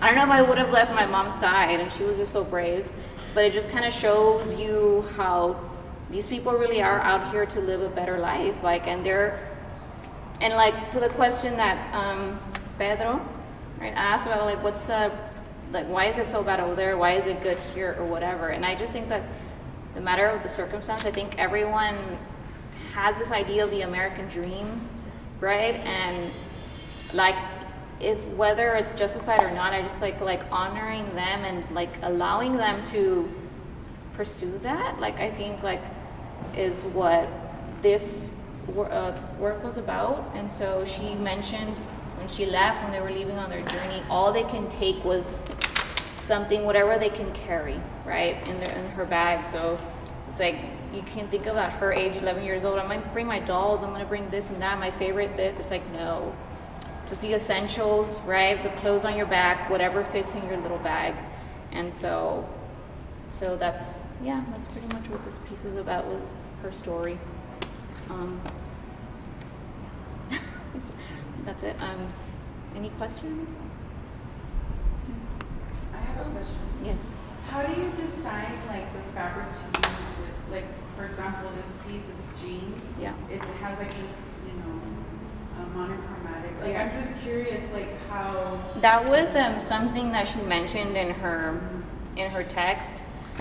I think it was like either her mom was wearing one or something, because I think they came. The desert could get like very cold. I want to say they crossed like in February or March, so they were kind of. She mentioned that, and that's kind of how I was like trying to tie that into her story somehow. But yeah. So I have a question. Who taught you to sew? Oh, my mom. So, yeah, my mom is like, it's crazy because she's like an interior designer, and she has in her back of her house, she got a palapa and she made it into her studio. She has these big industrial machines, and all the time I was living here in Laredo, like she was like, let me teach you how to sew, let me do this. And I'm like, no, I'm not interested in that, because I would see her, it's like a lot of work. And when I went to San Antonio, I took her first little like cheap little sewing machine, and I taught myself. But then I went back and I'm like, okay, am I doing this right? So a lot of the pieces, like the big text piece over there, she helped me sew those. So yeah, for my mom. So I judged the show at TAMU, and that big text piece, I gave it some big award. I just think that's so incredible. And I wonder who taught you how to sew. But I love your shoes. Thank you. Thank you. I designed them. I know, Yeah. you told me. Do you ever think about like sort of the idea of quilting and sort of storytelling, the tradition of storytelling through quilts? Like Yeah, the so- sleeves and just southern quilts in general, how they tell the story. I And the was- patchwork of scraps. and Yeah. all that. That was like some of my beginning work, not quilting, but knitting. And I was using like, again, the pieces of what I did in one of my first solo shows at the Guadalupe was, I got all the t-shirts from the pacas and I cut it onto strips and I made them into like giant balls of yarn, and I was knitting with that. And those became text pieces where I was like spelling things on the wall. But it also was like back to like, I was thinking about women's work, how that's like this tradition of knitting. It's always been like the women's job or position. So that kind of also like, that's why I've been carrying on with like using like the clothing, like kind of layered with that as well. Yeah. I call my process multimedia paintings with transfers, because they have a variety of paints, which would be oil paint and latex paint and oil paint from the tube, and so even some pastels, and so it's a like a weaving of materials, and so throughout the years I've learned how to make it look like if it's one stroke, right? You see a typical oil painting, and it's all oil painting, right? And so, you know, I just thought, for me, I thought that was boring. And so I thought, I always thought, and then, back in 2005, there was an article written about my work, and this lady like really hit it, like, on a real profound level, because she said that my work was like the blood running through your veins and the bones, and so, and everything else that composes you as a human. And so I thought, okay, so my hands are skin. This is one texture. My nails are a different texture, right? They're, my teeth are a different texture. My hair. So that's how I view the work. That's how I approach it, as things being in contrast with everything, right? But yet again, it's one, right? At the end of the day. So that, when it comes to the materials, that's what the paintings, typically are. And then the transfers, well, I mean, the transfers, I like, doing the process, doing the process of transfers, because I never know exactly what to expect, right? I mean, when you transfer something, I mean, these happen to transfer very nicely, kind of completely, right? So I just painted around them, right? I covered the rest of the paper that was here. So I painted, I kind of singled them out. So these come from coloring books from my kids, and so if you look at them closely, you can see that there's color on them, and so the color is actually her coloring, what she colored, on the coloring book. And so again, a great surprise was when I was transferring these. Well, not these in particular, but I had done it before, right? But when I transferred these, I already knew that the crayon was also going to transfer. So that was like, my kid's hand is in the painting, right? It's actually literally a child, and a child drawing in there. And so the painting, at the end of the day, what I figured it was, and what I figured happened, I guess the subject, you can say, right? Or rewinding just a little bit, in my work, I always combine local, iconography, from my barrios, right? And, and in this case, it's a landscape. This is the bridge, right? So I typically combine our local stuff with mainstream media, right? Which is, of course, you can see here the Millennium Falcon from Star Wars, right?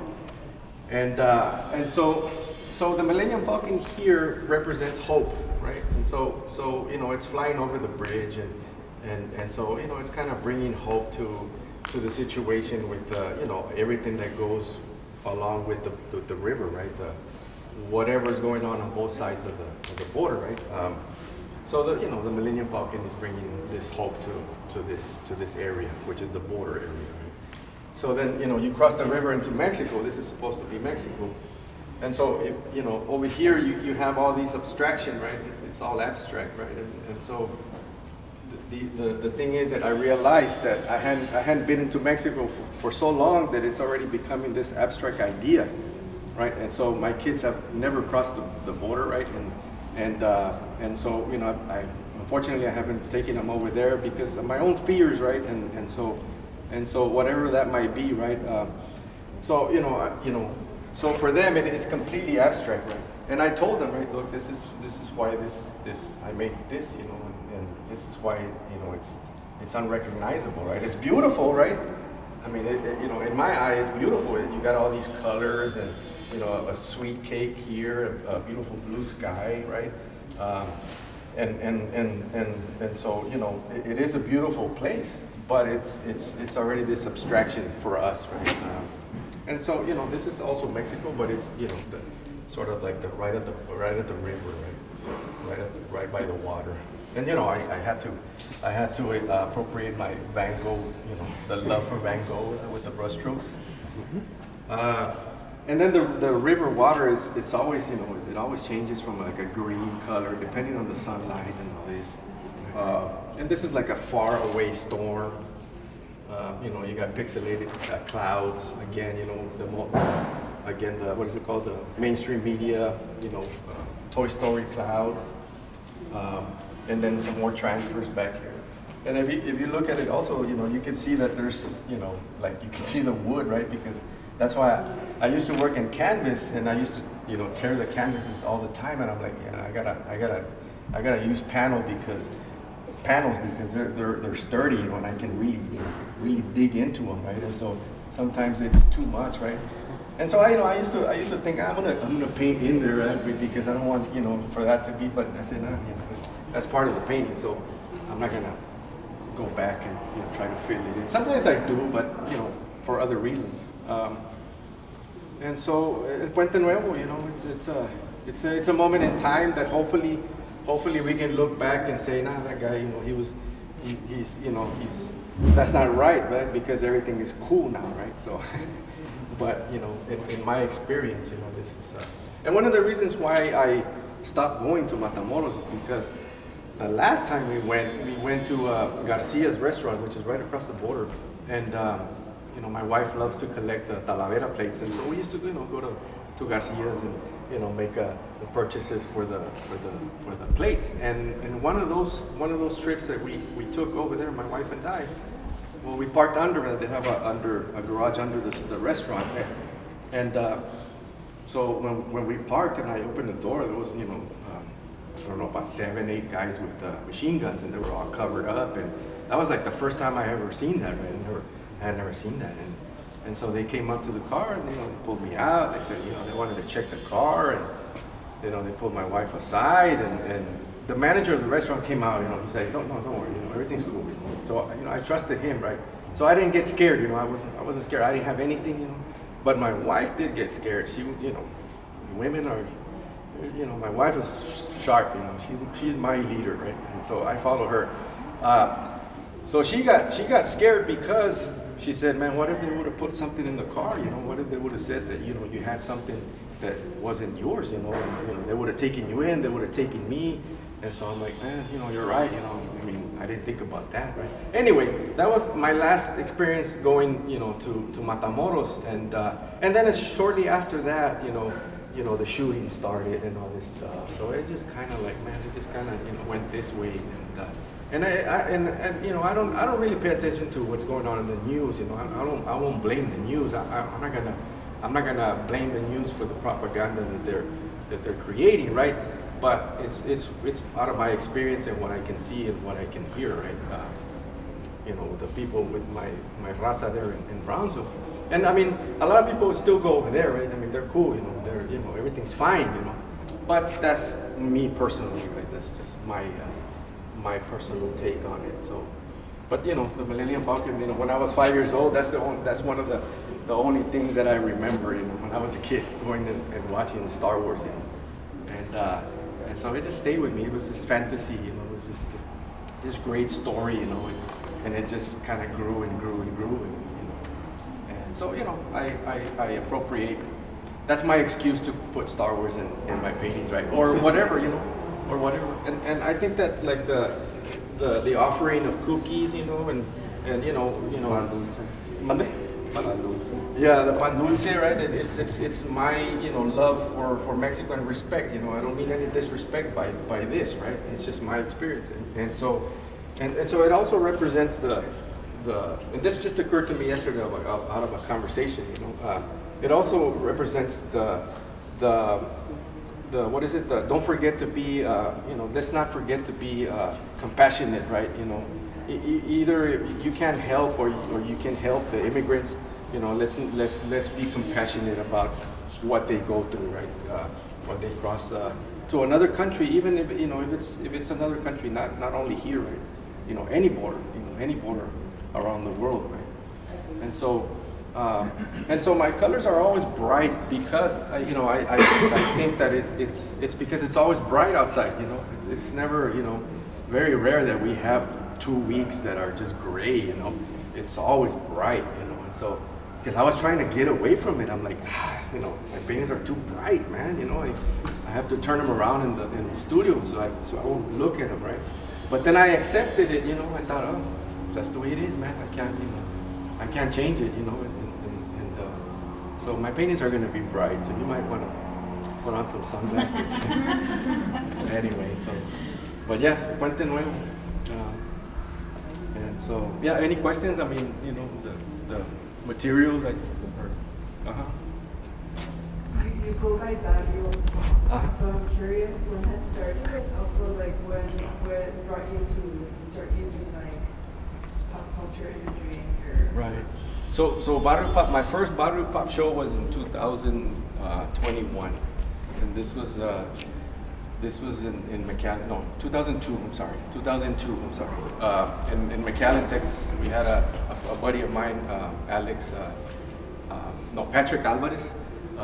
You know, he had also work that was. He doesn't make art anymore, but he was very attached also to the idea of the barrios and stuff like that.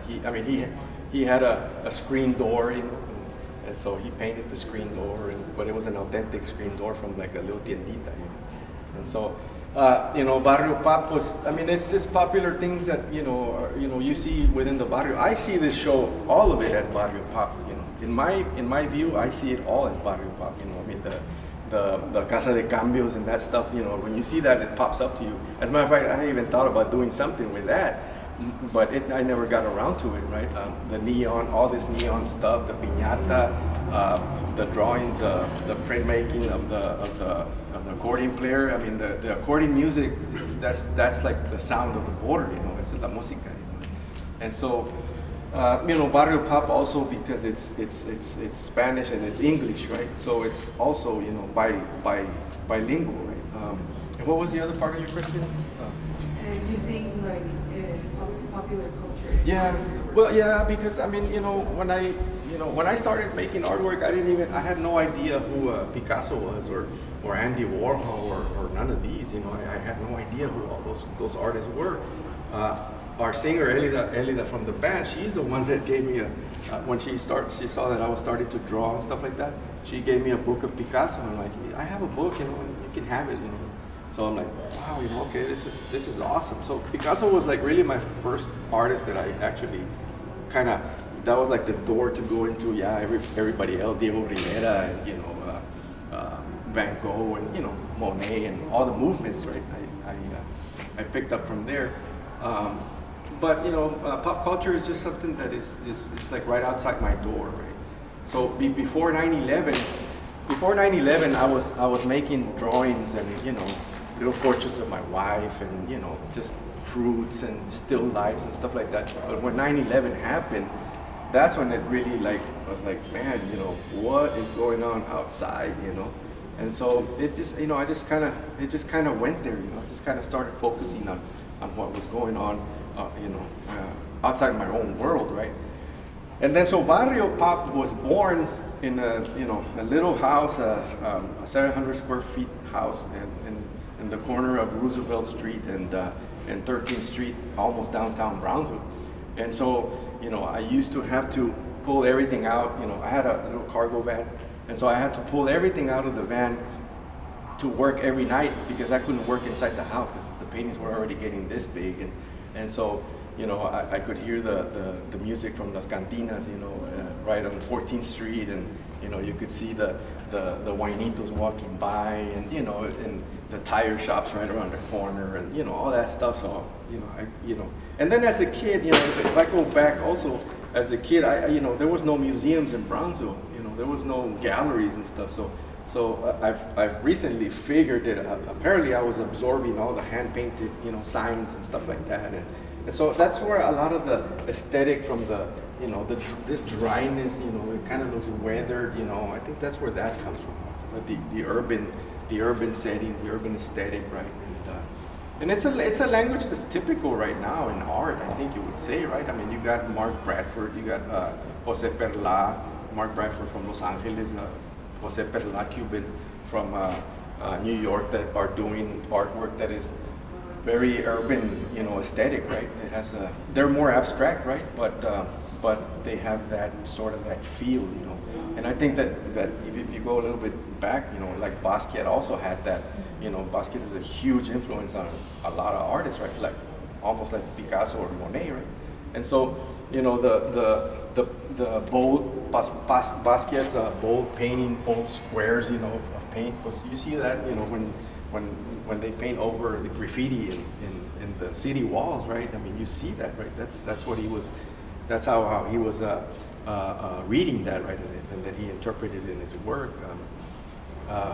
And so, I mean, you know, it's all tied in together. I do not close my eyes to anything, you know. I feel like I pay attention to everything, you know, to grab something from it, you know, to learn from it and to apply it into my work, you know. That's the artist, you know, that's the artist, and you know, that poetic, accumulation of things that go into a painting. This is one of my pieces that I have here in the show. And one of the things that I wanted to do is actually play with the word rascuache. And I think it's one of those things that, you know, Latinos or people that lives on the border, probably they can be associated to. And rascuache basically has to do when you make up something of fun objects, so be resourceful to create something. So growing here in Laredo, basically one thing that I noticed, there's a lot of vehicles, you know, and they're customized in a way to, you know, make it more visible, more noticeable than other people. So in this one, in this print, basically you're gonna find, it's a she. It's one of those things that I was criticized too in my my prints. How come you don't portray women? So one of the things that I want to do is to be a little bit more, I guess, equal when it comes, you know, portraying the characters.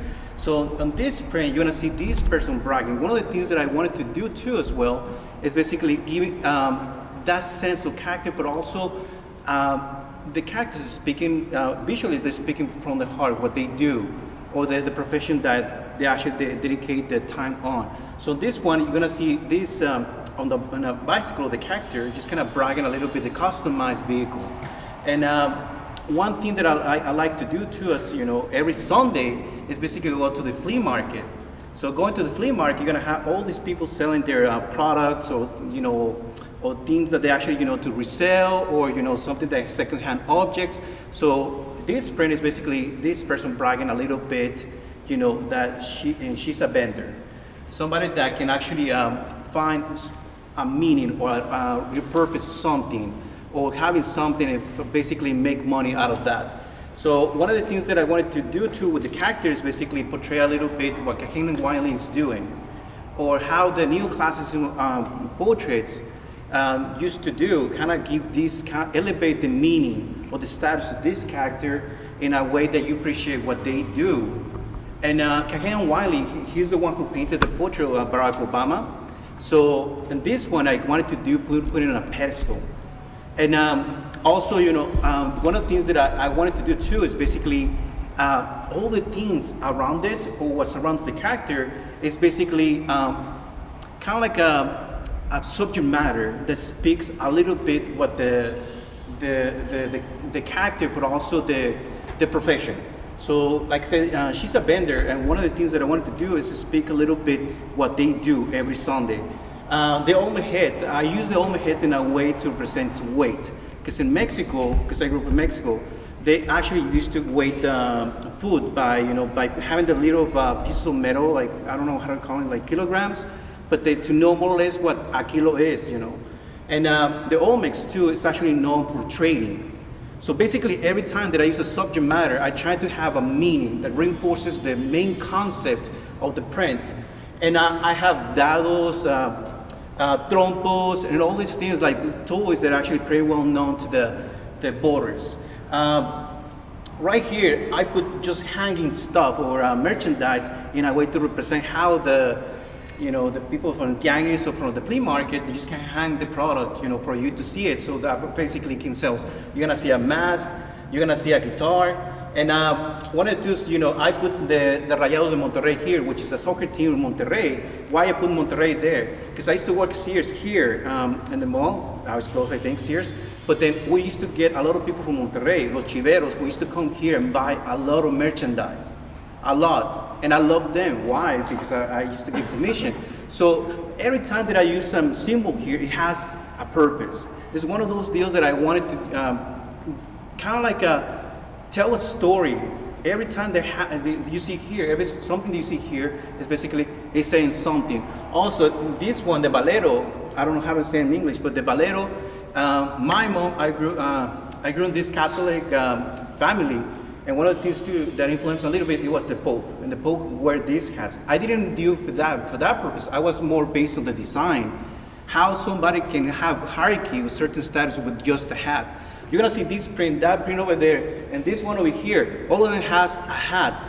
And someone that has a penacho, the headdress, that elevates the status of the character to a different level. So my main goal here is to basically to tell thanks to all these characters that really make our life a little bit easier, but also more convenient. And but it's a lot of things going on here. But then you wanna actually, if you have questions, by all means ask me, and I'll I can actually answer those questions. So I mean, I just want to make it quick. Sorry. So any questions? Are they all sort of in the same vein, where they're all being placed, other like everyday characters were placed on pedestals? Is that a series? It's a series. I'm working a 14 pieces series, and this is just 3 of them. 2 of them. There's more. There's actually, if you go online, just Texas Public Radio, they have one of my prints that actually was admitted to the Smithsonian. They did a story on that, and that was a quadriplegic. The quadriplegic basically is, I portrayed the character in a wheelchair, and why I did a quadriplegic, because he used to attach a lawnmower to the back of the wheelchair, and he used to push it. It was an electric wheelchair. And the way he was making money, just kind of cutting grass. He was from Brownsville, I think. And I mean, I saw a photo of the grass. It looks pretty bad. They had there's like a group of people doing this, but he went first, and then the other people just kind of finished it. But I want to speak a little bit about the effort that they actually make to survive every day, but also things that they need to actually use to survive. Respecting a little bit the word rasquache for survival. It's not so much for fashion, but I think it's more for survival, the statement that I wanted to make with these prints. They're really beautiful. I can almost see them like in a book, partnered with a writer to like write a poem about like each character or something. They're very like storybook-like. I'm working in a portfolio. It's going to be 14 prints in this portfolio. I'm gonna invite some historians to write the stories about the whole, suite of prints that I'm gonna do. But hopefully, that's a good idea. Probably something I can incorporate into that project. But yeah, it's something I wanted to do. Just saying that they're beautiful. They very much tell that story. Great. Thank you, Juan. Yeah, thank you. Well, I would like to thank everyone for coming, for your time. Reminder, tell your friends, whoever you can reach to, that the show is open until August 20th. And please follow us at the Center for the Arts on the website or Facebook, Instagram. Also the other Border Wall project, because there's going to be, like I said, workshops. There's going to be Instagram takeovers where the artist, like for example, Rigo Luna is going to log in through social media, and that way he invites you into his studio, maybe talk about his practice, something that we don't get to see when we see artwork. So it'll be, a little bit more personal. And let me see, what else? Anything else that I'm forgetting? Yeah, I don't want to prolong this more, but is it possible for you to say something about the 2 artists that are not here, their work? Okay, yes. Houses are beautiful. So one of them is Ruben Luna. He's from San Antonio, and his pieces have a lot to do. He uses a lot of neon and multimedia. He does all this kind of work, and let me see. So he has one piece here. I really like that other one where it's like this. The macana, and it says just chill, very fresh at the same time. The other artist is Jose Villalobos, and his pieces, one of his installations is the boots. He is going to have a performance at the end. We're going to have a closing event, and so we are going to invite him to perform. We don't know yet whether he's going to do the same performance that he did in the Pittsburgh show, but this is a recording that he then made at the Blanton Museum of the performance Lengua. but we are looking forward to having him perform here. And so his work are the booths, the one back there. I don't know, maybe if, I could talk, do you want me to, I don't know if you guys want me to talk about their work, but I think it's just if they talk, once they get invited to the Instagram takeovers or the podcasts and these things that we have planned, you will get to hear firsthand from them. I don't think I would do them justice because they have so much to say, and but it deals with, again, revolves around the border. Okay. Anything else? Any other questions? Last but not least, we have shirts, catalogs, and artist cards that you can purchase. That would definitely help us a lot in bringing these workshops and things like that to the center. And so once again, thank you guys, and we look forward to seeing you again.